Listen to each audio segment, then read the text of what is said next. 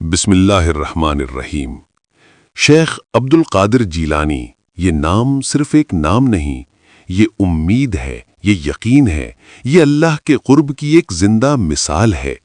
آج ہم جس ہستی کا ذکر کرنے جا رہے ہیں وہ ایسے وقت میں پیدا ہوئی جب دنیا علم سے زیادہ غرور اور دین سے زیادہ رسموں میں الجھ چکی تھی۔ ایسے اندھیروں میں اللہ نے ایک چراغ روشن کیا جسے دنیا غوث اعظم کے نام سے جانتی ہے۔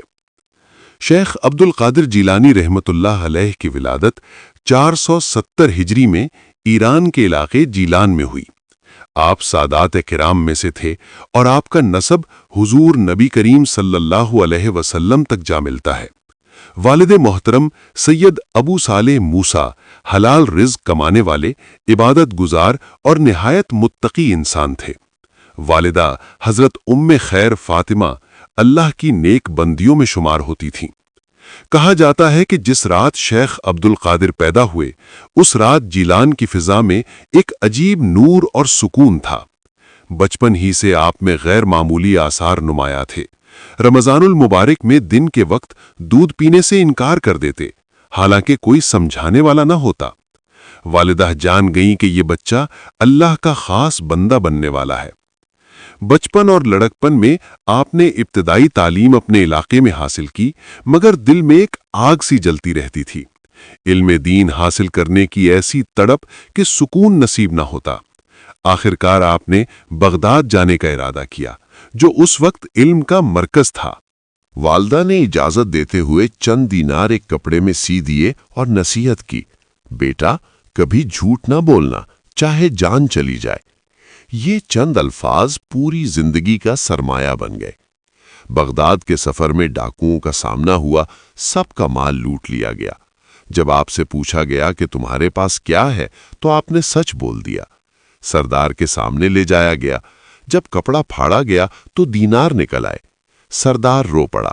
اس نے کہا، تو نے ماں سے کیا وعدہ پورا کیا اور ہم نے اللہ سے کیا وعدہ توڑا۔ اسی دن وہ اور اس کے ساتھی توبہ کر کے راہ حق پر آ گئے۔ یہ سچائی کی پہلی کرامت تھی۔ بغداد پہنچ کر آپ نے بڑے بڑے علماء سے علم حاصل کیا۔ قرآن، حدیث، فقہ، تفسیر، ادب، منطق، ہر علم میں مہارت حاصل کی۔ مگر دل کہتا تھا علم کافی نہیں، عمل اور اخلاص بھی چاہیے۔ پھر وہ دور آیا جسے مجاہدہ نفس کہا جاتا ہے۔ سال ہا سال ویرانوں میں عبادت، بھوک، پیاس، تنہائی، کبھی درختوں کے نیچے، کبھی قبرستانوں میں راتیں گزری۔ نفس کو توڑا، دل کو پاک کیا اور خود کو اللہ کے سپرد کر دیا۔ ایک رات شیطان نورانی صورت میں آیا اور کہا، عبد القادر تو اتنے بلند مقام پر پہنچ گیا ہے کہ اب تجھ پر شریعت لازم نہیں۔ آپ فوراً بولے، دور ہو جا مردود، محمد صلی اللہ علیہ وسلم آخری سانس تک شریعت پر رہے تو عبد القادر کیسے آزاد ہو سکتا ہے؟ شیطان چیخ مارتا ہوا بھاگ گیا۔ یہ وہ لمحہ تھا جب اللہ نے آپ کو ولایت کا تاج عطا فرمایا۔ پھر بغداد کی جامع مسجد میں آپ کے واز شروع ہوئے۔ آپ کی آواز دلوں میں اتر جاتی، لوگ روتے، سجدوں میں گرتے، توبہ کرتے، چور اپنے اوزار توڑ دیتے، شرابی مٹکے پھینک دیتے، ظالم اپنے مظالم چھوڑ دیتے۔ آپ فرماتے تھے، اللہ کو پانا ہے تو دل کو دنیا سے خالی کرو۔ بادشاہ اور حکمران بھی آپ کے سامنے عاجز تھے۔ خلیفہ وقت نے تحائف بھیجے، آپ نے قبول نہ کیے۔ فرمایا، عبد القادر دنیا لینے نہیں، دنیا چھوڑنے سکھانے آیا ہے۔ آپ نے ہزاروں شاگرد تیار کیے۔ آپ کی خانقاہ اصلاح نفس، علم اور ذکر کا مرکز بن گئی۔ دن مخلوق کی خدمت میں، رات اللہ کے حضور سجدوں میں گزرتی۔ سادگی آپ کی پہچان تھی، لباس سادہ، کھانا معمولی، دل اللہ سے مالا مال۔ آخرکار 561 ہجری میں وہ لمحہ آیا جب یہ چراغ ہدایت دنیا سے پردہ فرمانے لگا۔ بغداد رو رہا تھا، شاگرد آہیں بھر رہے تھے، مگر آپ کے چہرے پر سکون تھا، زبان پر ذکر الہی تھا۔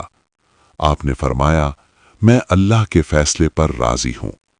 اور یوں غوث اعظم شیخ عبد القادر جیلانی اپنے رب سے جا ملے۔ شیخ عبد القادر جیلانی ہمیں یہ سبق دے گئے کہ ولایت کرامت کا نام نہیں بلکہ شریعت، عاجزی اور اخلاص کا نام ہے۔ اگر آج بھی ہم سچ، تقوی اور اللہ پر بھروسہ اختیار کر لیں تو ہماری زندگیاں بدل سکتی ہیں۔